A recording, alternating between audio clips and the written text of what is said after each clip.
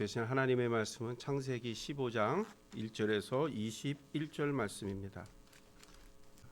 조류 학자들 중에 로렌스라고 하는 분이 있습니다. 이분이 이제 새를 계속 연구하다가 발견한 게 있어요. 그게 뭔가 하니까 새는 태어나자마자 눈에 제일 먼저 들어오는 것이 자기 어미 새로 안다는 거예요. 태어나자마자 다른 새를 갖다 놓으면 자기 어미를 알까요, 모를까요? 그래서 옛날에 그 미운 오리 새끼 그런 거잖아요, 그렇죠? 태어났는데 자기가 오리를 본 거예요. 그러니까 자기 엄마가 오리인 줄 알아요. 자기는 백조인데. 그런 것처럼 처음 딱 봤을 때에 그것이 이미지에 확 들어오기 때문에 처음 보는 것은 무조건 자기 어미로 생각한다는 거예요. 그래서 나중에 정말 자기 어미를 갖다 놔도 따르질 않는데요. 마찬가지로 우리 사람들에게도 첫 이미지가 굉장히 중요해요. 그래서 첫눈에 반했다라는 얘기 많이 하죠. 첫눈에 반했다. 물론 그거는 온전한 것은 아니에요. 바람직하지 않아요. 왜냐하면 첫눈에 반했다가 손해보는 일이 있기 때문에 그래요. 그렇기 때문에 사람들이 깨달은 게 뭐예요? 태어나서 가정에서 또 부모님들을 통해서 형제들을 통해서 또 학교에 가서는 또 친구들을 통해서 그 동네 문화를 통해서 계속해서 답습하고 그러면서 나름대로 자기 몸속에 성격이라는 게 생기죠. 그리고 자기가 좋아하는 취미가 뭔지 그 사람의 성향이 그 환경에 따라서 만들어진다는 거예요. 그래서 어떤 환경에 있느냐 아주 중요합니다. 그래서 그걸 연구하는 사람들도 많잖아요. 부자에 있는 사람들의 상태와 가난한 사람의 상태, 그리고 어떤 사람이 더 행복할까 아니면 어떤 사람이 더 불행할까, 어떤 사람이 더 자신감이 있고 어떤 사람이 더 자신감이 없는지, 이런 환경을 통해서 사람들을 연구하는 그런 학문들도 있지 않아요? 마찬가지로 사람들은 계속해서 그 어떤 환경이 우리 속에 들어오면 그것이 우리를 자꾸 만들어낸다는 거예요. 그것을 유대인들이 잘 알았기 때문에 유대인의 부모들은 아이들이 글을 알든 모르든 하나님의 말씀을 계속 들려주는 거예요. 성경을 계속 읽어줘요. 그리고 애가 잠을 잘 때는 뭐 무슨 얘기하는 게 알아듣겠어요? 모르죠. 그렇지만 계속 잠자도 계속 성경을 읽어준다는 거예요. 그러면 우리도 모르는 사이에 이 아이는 하나님의 말씀이 이 아이에게 가득 차여져서 나중에 뭔가를 판단할 때 하나님을 통해서 생각하고 하나님을 통해서 말하는 그런 의식을 갖게 된다는 거예요. 그래서 유대인들은 부모님들이 아이들에게 이 아이가 알아듣든 못 알아듣든 계속 하나님의 말씀을 읽어준다는 거죠.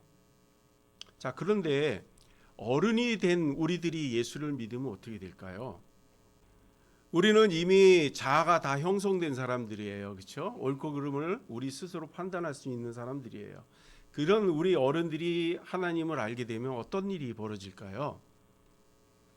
우리는 이미 형성된 자아, 그리고 우리가 형성된 어떤 이미지와 이상이 있기 때문에 그거를 가지고 믿음이라는 것을 갖기 때문에 믿음을 가지면 흔들리지는 잘 않아요. 그리고 불꽃같이 일어나는 믿음의 신앙도 생기기도 해요. 그런데 문제는 뭐냐면 그 믿음이 때로는 이성과 신앙의 갈등을 갖는다는 거죠. 어떨 때는 신앙에 의존했다가 어떨 때는 내 이성에 의존하고 왔다 갔다 하는 거예요. 그러면서 우리는 뭐를 생각했냐면 옳은 결과를 나면 그것은 참이라는 거예요. 그 이성으로 옳은 일이 됐어도 참이고 믿음으로 옳은 것도 참이라고 생각하는 거예요. 그리고 그것이 다 하나님의 영역 속에서 된 거라고 착각을 하는 거죠. 그러나 그것은 구분을 져야 됩니다.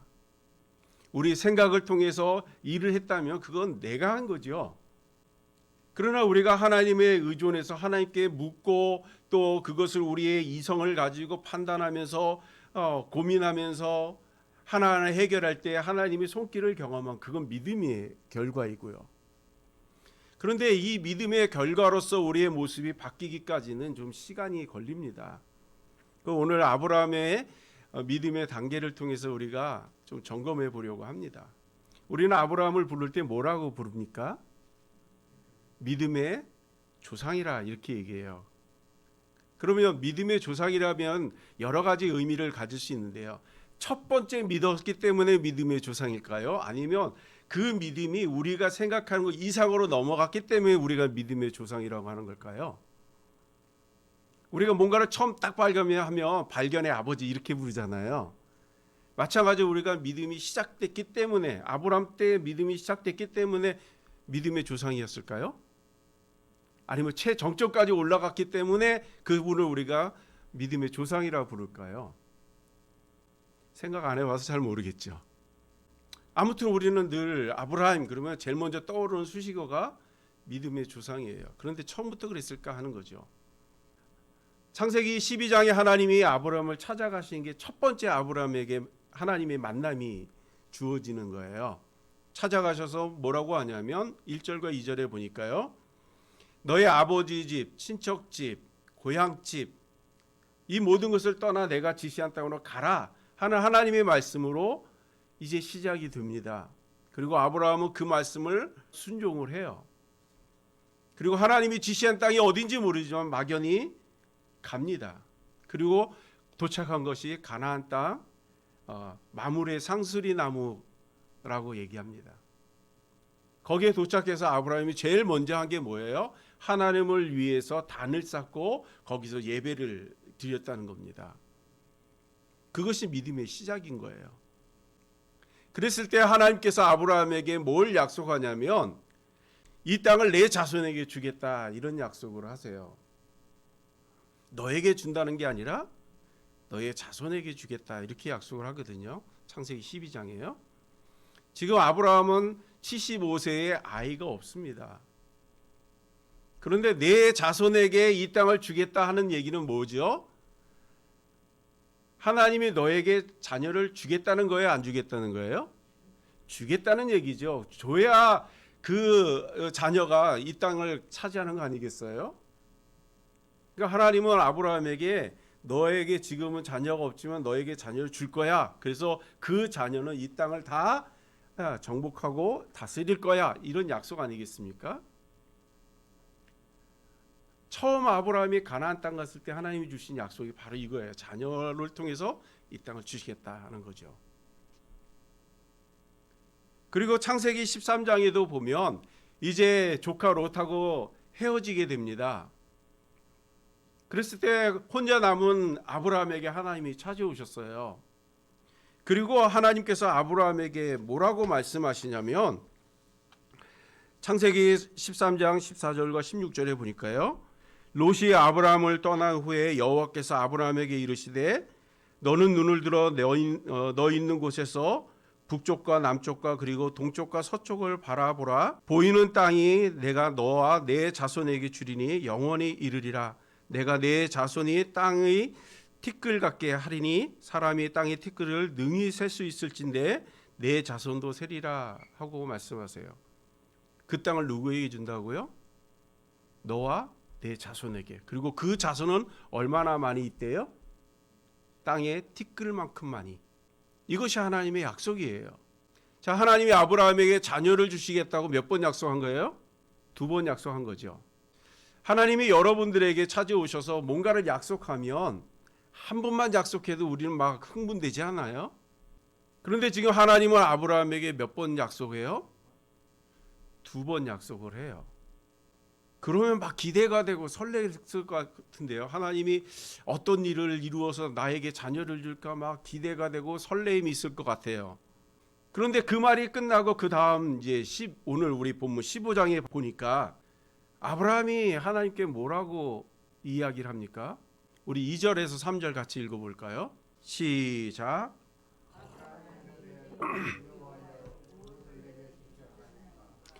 나는 자식이 없사오니 나의 상속자는 이 다메섹 사람 엘리에셀이니이다. 아브라함이 또 이르되 주께서 내게 씨를 주시지 아니하였으니 내 집에서 길린 자가 내 상속자가 될 것이니다. 아멘. 자, 당시 아브라함의 나이가 이제 80여 세가 됩니다. 그러다 보니까 아브라함의 마음속에 좀 초조함이 생겨요. 어떤 초조함이지요? 하나님이 나에게 큰 부자가 되게 해주셨어요. 그렇죠? 우리 13장 할 때 우리가 살펴봤지요. 큰 부자가 되게 했어요. 자, 그런데 자녀가 없습니다. 나이는 점점 먹어가는데 자녀는 없어요. 그러다 보니까 아브라함에게 고민이 생겼습니다. 그 고민이 뭐예요? 이 재산들을 누구에게 줄까 하는 거예요. 내 상속자는 누가 될까 하는 문제입니다. 그래야 식솔들을 거느릴 수 있지 않겠어요? 그래서 아브라함이 택한 게 뭐냐 하면 자기의 동들 중에서 가장 똑똑하고 성실하고 책임감 있고 열심 있는, 그리고 긍정적인 마인드를 갖고 있는 사람이 누군가 찾았더니 그 사람이 다메섹 사람 엘리에셀이라는 거예요. 자, 그래서 하나님 앞에 이제 이야기합니다. 저에게는 상속자가 없어서 우리 엘리에셀을 내 후임 상속자로 하려고 합니다 하는 얘기를 하는 거죠. 자, 그럼 엘리에셀은 어떤 사람이죠? 성경에 보면 엘리에셀에 대한 이야기가 나옵니다. 아브라함이 엘리에셀에게 내 아들 이삭을 위해서 배필을 좀 데려와라 하는 얘기를 해요. 나는 가나안 사람도 싫고 이방 사람들 다 싫으니까 나의 친족에게 가서 우리 이삭을 위해서 아내를 데려와라 하고 심부름을 보내요. 그랬을 때 엘리에셀이 이제 하란으로 갑니다. 그리고 라반의 집에 가서 이제 리브가라고 하는 여인을 만나요. 그때 이 리브가를 만나기 직전에 이 엘리에셀이 하나님께 간절히 기도하는 장면이 나옵니다. 하나님, 내가 지금 우리 주인 아브라함의 아들 이삭에게 배필을 정해주러 여기 왔는데 하나님은 정말로 이 필이 잘 맞을 수 있는 배필을 준비해 주십시오 하고 간절히 기도하는 장면이 나와요. 그리고 그 기도의 응답대로 리브가를 만나게 됩니다. 자, 기도의 응답대로 만났다면 그 집으로 초대했을 때 그냥 가도 되지 않아요? 그런데 또 한 번 확인합니다. 처음에는 하나님이 응답해 주신 것을 기도를 통해서 응답 받았지요. 두 번째는 뭐냐면 아브라함의 뜻을 전하는 거죠. 라반의 집에 지금 엘리에셀을 초대했어요. 우리 집에 들어오라고. 그래서 엘리에셀이 안 들어간대요. 왜 안 들어가냐 했더니 우리 주인이 얘기하기를 아내 될 사람이 그 이삭과 결혼하겠다 그러면 내가 그 집에 들어가지만 안 그러면 그냥 나온다. 이게 원래 아브라함에게 한 이야기였거든요. 그러니까 그걸 묻는 거예요. 우리 주인 아브라함이 이렇게 하라고 그랬다고. 그랬을 때 라반이 리브가에게 물어요. 너 이 사람 따라서 정말 시집 갈래? 이렇게 해요. 그랬더니 리브가 간다고 하거든요. 그때 그 집에 들어갑니다. 그런 걸 볼 때에 엘리에셀은 누가 보든 하나님이 주신 말씀과 아브라함이 자기 주인에게서 들은 이야기를 철저하게 지킨다는 거지요. 우리는 누구에게 어떤 이야기를 들어도 전달할 때나 어떤 상황 가운데 있을 때 우리 판단의 기준으로 결정할 때가 있지 않아요? 그런데 엘리에셀은 그렇게 하지 않아요. 하나님이 하라 그러면 움직이고요. 자기 주인이 하라는 대로 움직인다는 거죠. 그러니 아브라함이 좋아할 수밖에 없는 거예요. 왜냐하면 자기 수족과 같이 자기의 생각하고 거의 틀리지 않게 행동하니까 내 상속자는 엘리에셀이다 이렇게 결정하기가 쉬웠던 거지요. 그랬을 때 하나님은 뭐라고 얘기합니까? 하나님은 아니라는 거예요. 여호와의 말씀이 그에게 임하여 이르시되 그 사람이 내 상속자가 아니라 내 몸에서 날 자가 내 상속자가 되리라 하시고 그를 이끌어 밖으로 나가 이르시되 하늘에 우러러 무뼈를 셀 수 있나 보라. 또 그에게 이르시되 내 자손이 이와 같이 많게 될 거라 하는 얘기를 해주시는 거예요. 그러면서 하나님이 아브라함에게 하나님이 원대한 계획을 이야기하세요. 그게 뭐예요? 아브라함이 갈대아 우르에 있을 때부터 나는 너를 통해서 계획한 게 있다는 거죠. 그래서 그를 갈대아 우르에서 데리고 나와 가나안에 온 것은 하나님께서 이 가나안 땅을 통해서 또 아브라함의 자녀들을 통해서 이 땅을 축복하기 위함이라고 얘기합니다. 창세기 12장 2절에 보니까요. 내가 너로 큰 민족을 이루고 내게 복을 주어 내 이름을 창대케 하리라. 너는 복의 근원이 될 것이라 이렇게 얘기하세요. 아브라함은 복의 근원이 돼요. 그러면서 3절에 뭐라고 하냐면 땅의 모든 족속이 너로 말미암아 복을 받게 될 거라는 거예요. 이게 하나님의 계획이었던 거죠. 아브라함을 통해서 주변에 있는 모든 나라들을 복되게 하기 위해서 아브라함을 택해 왔다는 거예요. 이게 하나님의 계획이었던 거죠. 그리고 그 아브라함의 자녀가 가나안 땅에 살도록 한 것이 하나님의 계획이었다는 거예요. 그런데 지금 아브라함은 그 하나님의 그 원대한 뜻을 알면서 어떻게 행동하는 거예요? 자기의 조급함 때문에 하나님의 자녀를 주겠다고 하는 그 약속을 받았음에도 불구하고 자꾸 잊어버리는 거예요. 걱정하는 거죠. 내 상속자가 누굴까? 나는 자녀가 없는데. 그러다 보니까 하나님의 계획하지 않은 상속자를 들먹이는 거예요. 엘리에셀이 내 상속자입니다. 이 땅의 주인이 될 겁니다. 이런 얘기하는 거 아니겠습니까? 그랬더니 하나님이 아니라는 거예요. 너를 통해서 자녀를 주시겠다는 거예요. 또 확인하기 위해서 밖으로 데리고 나오잖아요. 하늘의 무뼈를 보여주시면서 너의 자녀가 저렇게 많을 거라 하는 약속도 해주세요. 그랬더니 비로소 아브라함이 어떻게 했다고 얘기합니까? 6절에 보니까 아브라함이 여호와의 말씀을 믿었다는 거예요. 그랬더니 여호와 하나님이 뭐라고 얘기해요? 그것을 그의 의로 여겨주셨다는 거예요. 아브라함의 믿음은 이 정도예요. 훌륭합니까? 지금 아브라함이 하나님을 믿으니 하나님이 의롭게 여겨주셨대요. 그러니까 아브라함의 믿음은 약속을 들었지만 상속자를 다른 데서 찾는 그런 삶을 살았다는 거예요.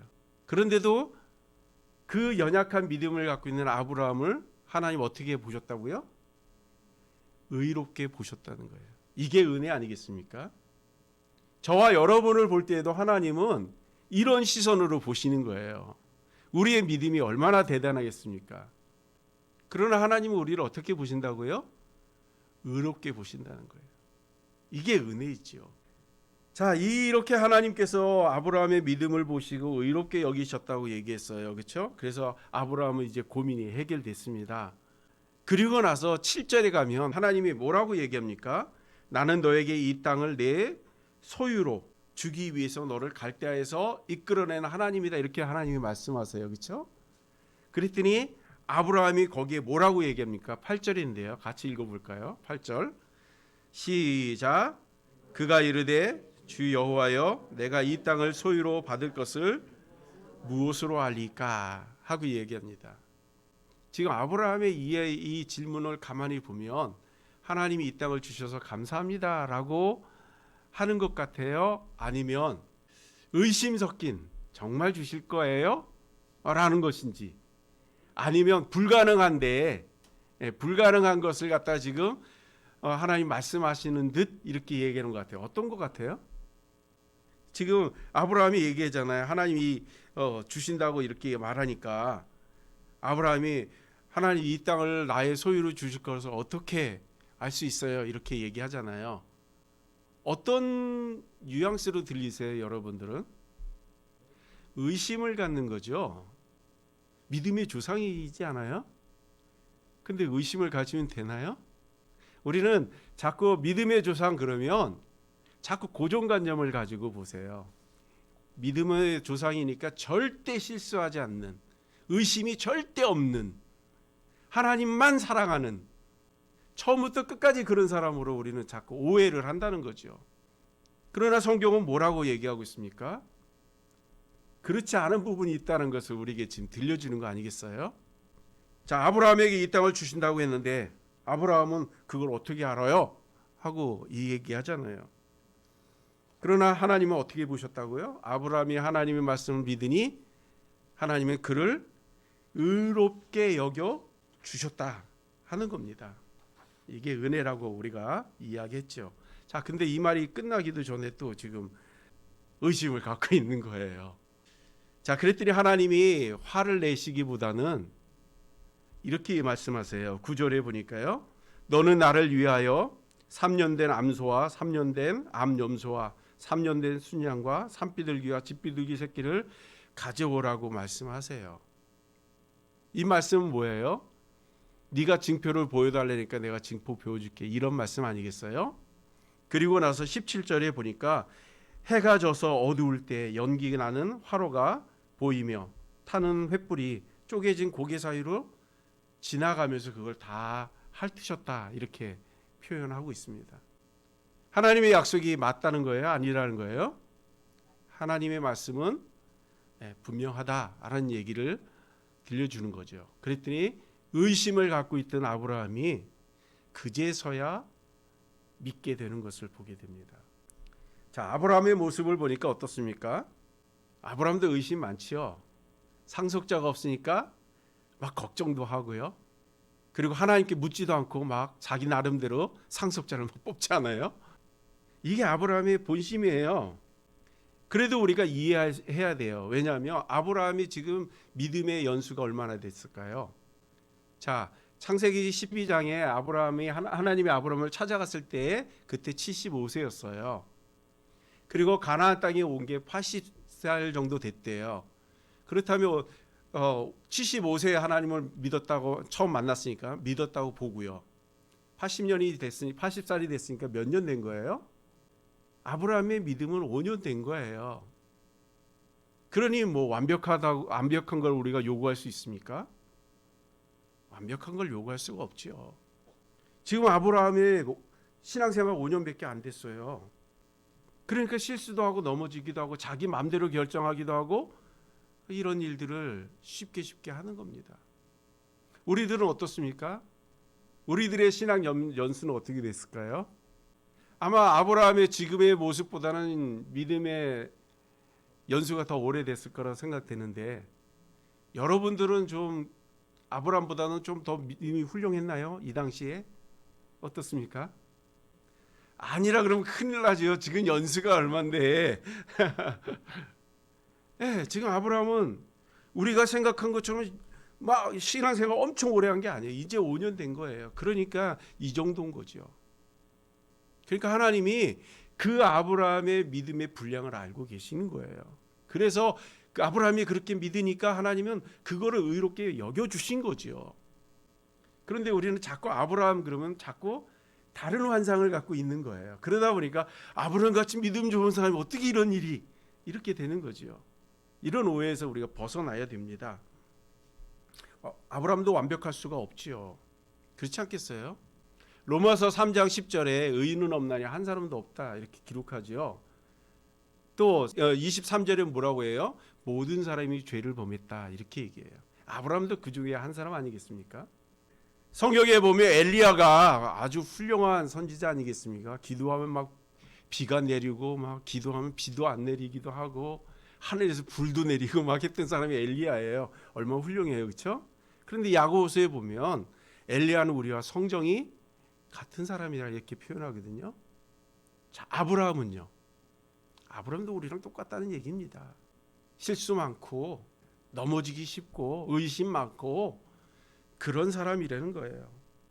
자, 이제는 조금 이해가 되세요? 아브라함에 대해서? 그래도 아닌 것 같아요. 아유, 목사님 아닌데요. 믿음의 조상은 그렇게 하지 않는데요. 네, 뭐 그럴 수도 있어요. 그런데 오늘 본문 우리가 지금 15장을 보고 있잖아요. 다음 장은 몇 장이에요?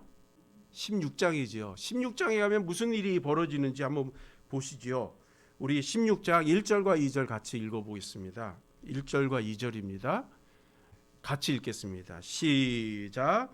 아브라함의 아내 사라는 출산하지 못하였고 그에게 한 여종이 있으니 애굽 사람이요 이름은 하갈이라.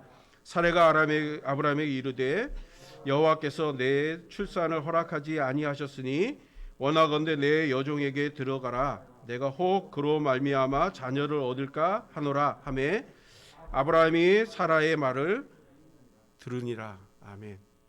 자, 하나님이 아브라함에게 자녀를 준다 그랬어요? 안 준다 그랬어요? 준다 그랬죠. 나 상속자가 엘리에셀이에요. 그랬을 때 아니라고. 상속자가 너의 몸을 통해서 나올 자녀라고 얘기해 줬어요. 그렇죠? 그랬더니 지금 사라가 옆에서 얘기해요. 우리 나이가 몇인 줄 아세요? 나는 경수가 끊어져서 애를 낳을 수 없어요. 그러니까 하나님이 하갈을 통해서 애를 낳게 하는 거 아닐까요? 하는 거예요.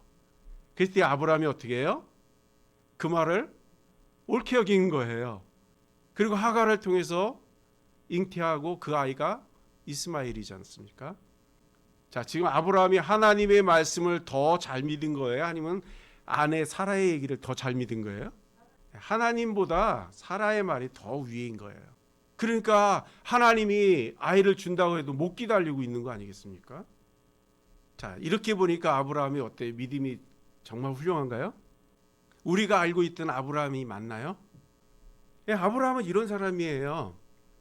너무 이렇게 훌륭하게 아브라함을 평가하지 않아도 됩니다. 하나님 말보다 아내 말이 더 신비롭게 생각되거든요. 더 믿어지거든요. 그런 아브라함이 조금 더 지나면 무슨 일이 벌어지냐면 이제 정말로 하나님이 주신 아이가 태어납니다. 그 아이 이름이 뭐예요? 이삭입니다. 이삭.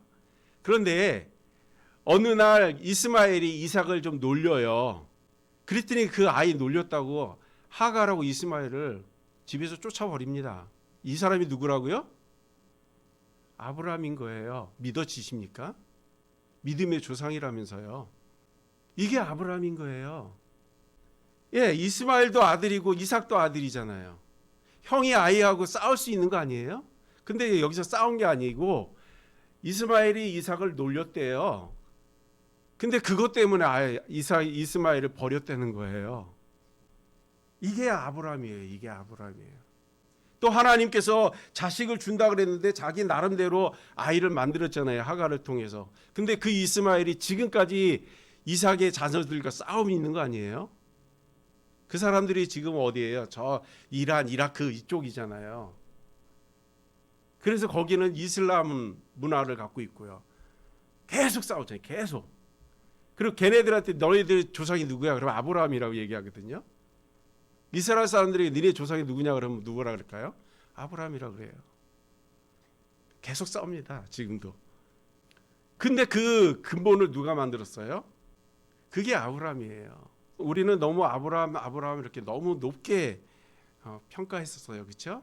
그러나 아브라함도 믿음이 연약할 때는 이럴 수 있어요. 믿음이 한 번에 자라지 않습니다. 물론 어떤 사람들은 예수 믿자마자 막 불꽃같이 일어나는 신앙을 갖고 있는 분들이 있어요. 그러나 대부분 우리의 믿음이 그렇게 확 성장하지 않아요. 저 같은 경우도 그렇습니다. 저도 초등학교 들어가기 전부터 신앙생활은 아니고 교회 생활을 했습니다. 교회 가서 막 연필 받아오고 교회 가서 몇 번 참석하면 노트도 주고 막 그랬거든요. 그러니까 그거 받는 재미로 교회를 다녔어요.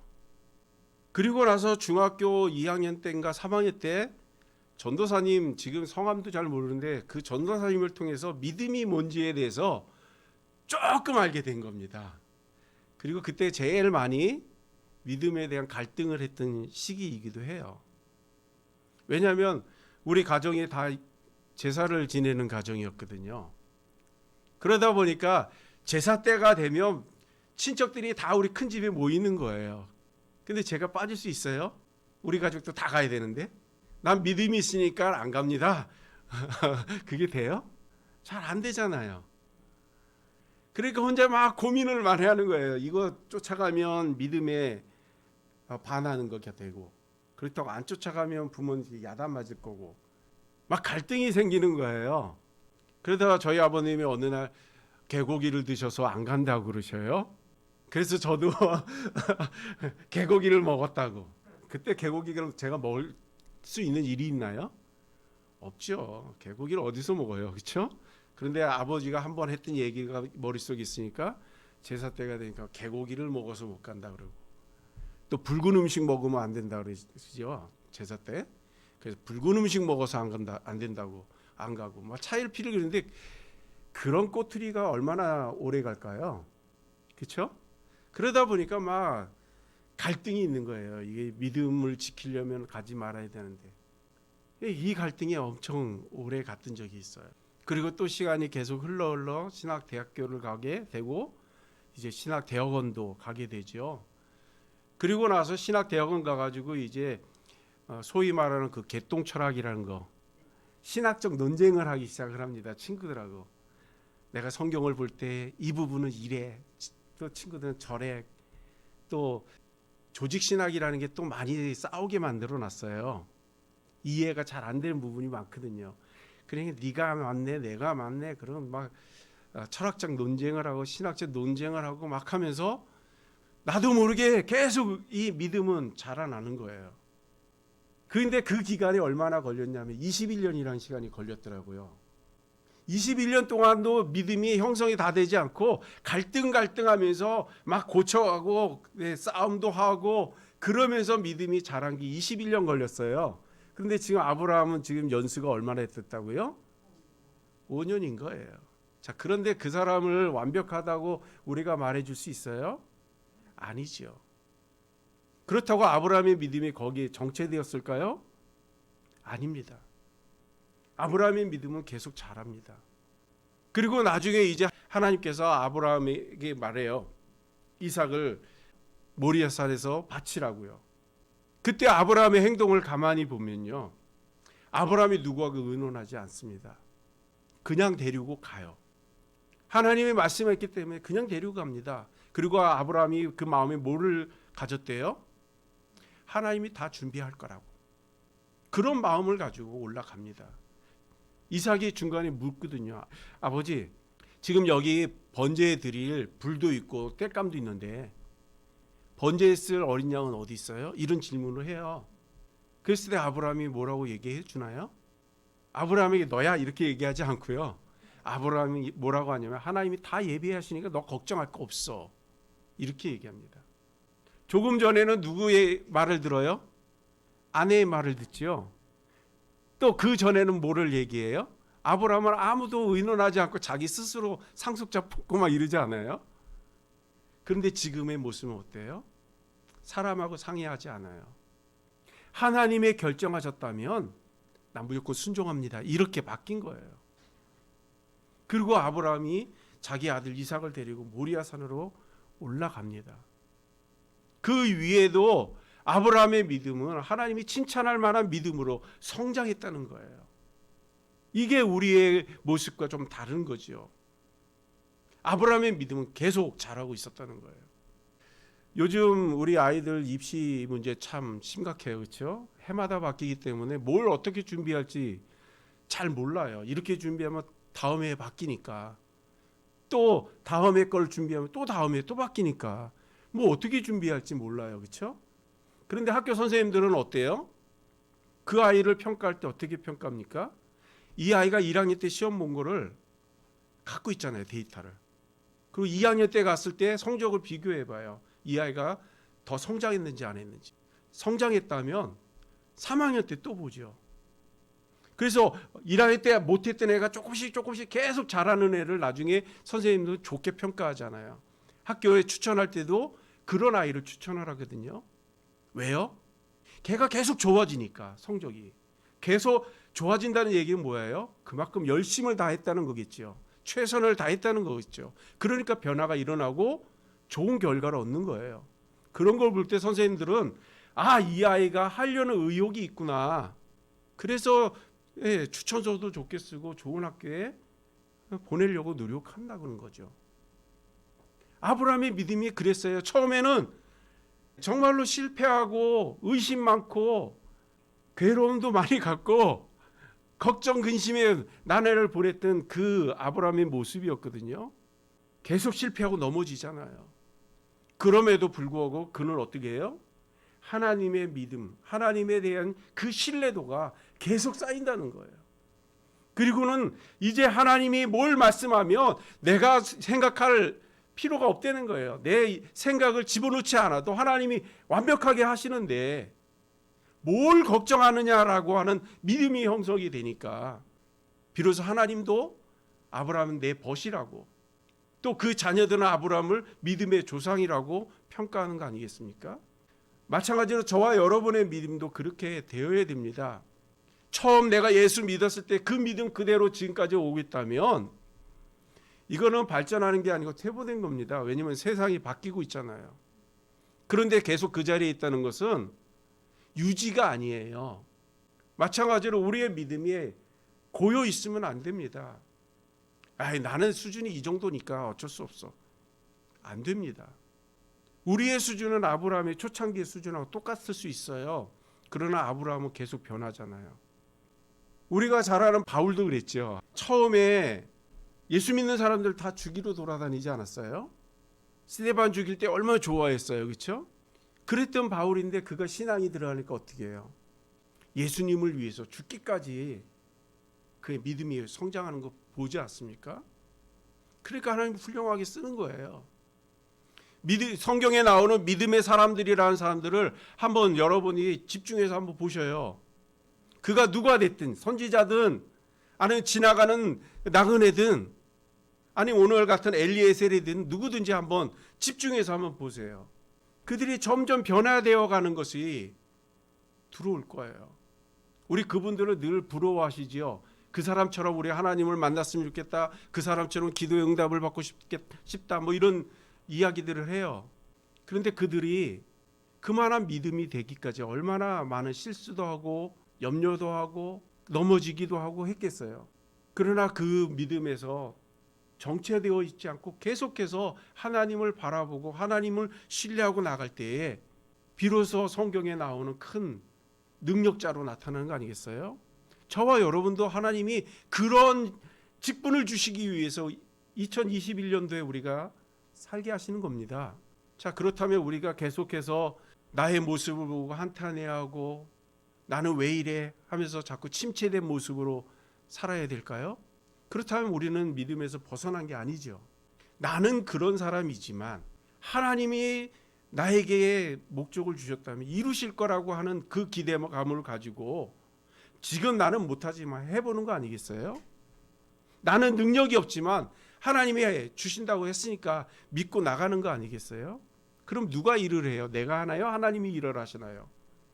하나님이 일을 하시는 거예요. 우리 그러한 믿음으로 날마다 성숙해지는 저와 여러분이 되실 주님의 이름으로 축복합니다. 나이는 아무 의미가 없어요. 아브라함이 100세에 아이 낳잖아요. 가능합니까? 지금 사라는 아이 낳을 수 있는 조건이 하나도 갖춰지지 않았대요. 그런데 아이를 낳았대요. 그게 아브라함과 사라의 능력입니까? 아니잖아요. 하나님의 능력이잖아요. 그렇다면 우리가 지금 몇 살인 건 중요하지 않아요. 지금 내가 하나님이 주신 뜻 안에서 믿음을 가지고 살고 있고 또 하나님이 나에게 목표를 주셔서 그거를 향해 달려가고 있느냐가 중요합니다. 우리 하나님의 말씀 앞에 늘 소망을 얻고요. 하나님을 향해 달려나가는 은혜가 있기를 소망합니다. 그럼 반드시 하나님은 이루어 주실 거예요. 그럼 이제 먼 훗날 우리 자녀들은 우리 세대를 돌아보면서 뭐라고 얘기했어요? 우리 할아버지는 나이가 60대, 70대부터 이런 일을 하셨어. 이렇게 말씀하지 않겠어요? 우리 그렇게 믿음 생활하는 은혜가 있기를 소망하고요. 이제 우리 아브라함을 믿음의 조상으로 부러워할 것이 아니라 우리가 믿음의 조상이 되는 은혜가 있기를 주님의 이름으로 축복합니다. 기도하겠습니다.